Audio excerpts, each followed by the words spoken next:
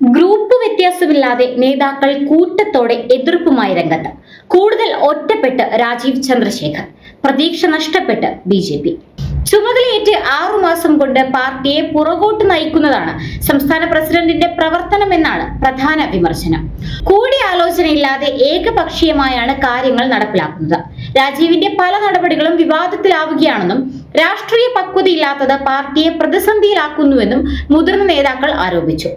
Party പ്രവർത്തകരുമായി വൈകാരിക ബന്ധമില്ലാത്ത സംസ്ഥാന അധ്യക്ഷനുമായി കേരളത്തിൽ ബിജെപിക്ക് മുന്നോട്ടു പോകാനാകില്ല എന്ന വികാരം പാർട്ടിയിൽ ശക്തമായിക്കൊണ്ടിരിക്കുകയാണ്.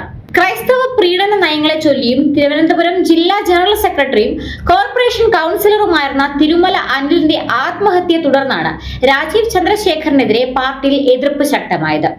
വലിയ ശാലയിൽ തിരുമല അനിൽ പ്രസിഡന്റായി പ്രവർത്തിക്കുന്ന ജില്ലാ ഫാം ടൂർ സഹകരണ സംഘം സാമ്പത്തിക പ്രതിസന്ധിയിലായതിനെ തുടർന്ന് രാജീവ് ചന്ദ്രശേഖറിന്റെ സഹായം തേടിയ അനിലിനെ കോർപ്പറേഷൻ ഭരണം പിടിച്ചിട്ടുവാ എന്ന് പറഞ്ഞ് തിരിച്ചയക്കുകയായിരുന്നു.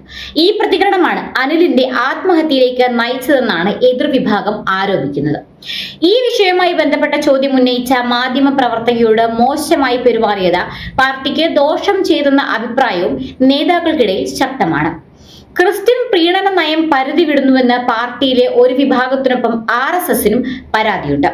ഛത്തീസ്ഗഡിൽ കന്യാസ്ത്രീകളുടെ അറസ്റ്റിനെ തുടർന്ന് നടത്തിയ നീക്കങ്ങൾ പാളിയതിനെ തുടർന്ന് സംഘപരിവാർ നേതാക്കൾ താക്കീത് നൽകിയിരുന്നു. അത് വകവയ്ക്കാതെ കോട്ടയത്ത് ക്രൈസ്തവ നേതാക്കളുടെ യോഗം വിളിച്ചത് പാർട്ടിയുടെ അടിസ്ഥാന ആശയങ്ങൾക്ക് എതിരാണെന്ന് പരസ്യ വിമർശനം ഉയർന്നിട്ടുണ്ട്.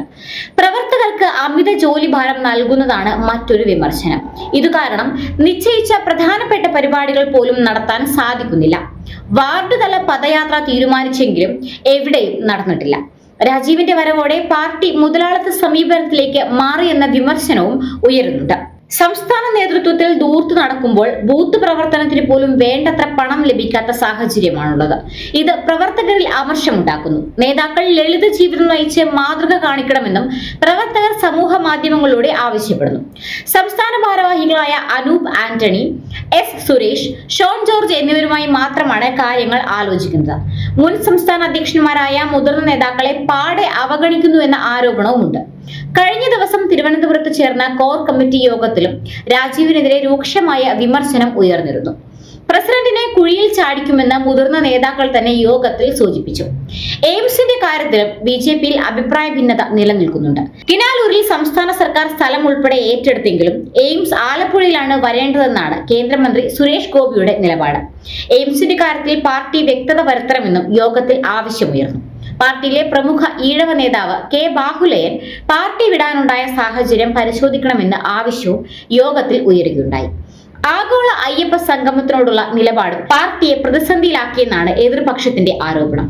തിരഞ്ഞെടുപ്പുകൾ അടുത്തുവരുന്ന സമയത്ത് കൃത്യമായ പ്രവർത്തനങ്ങൾ നടക്കുന്നില്ലെന്ന വിമർശനവും പാർട്ടി അധ്യക്ഷനുമായുള്ള ഭിന്നതയും ബിജെപിയെ കൂടുതൽ പ്രതിസന്ധിയിലാക്കിയിരിക്കുകയാണ്.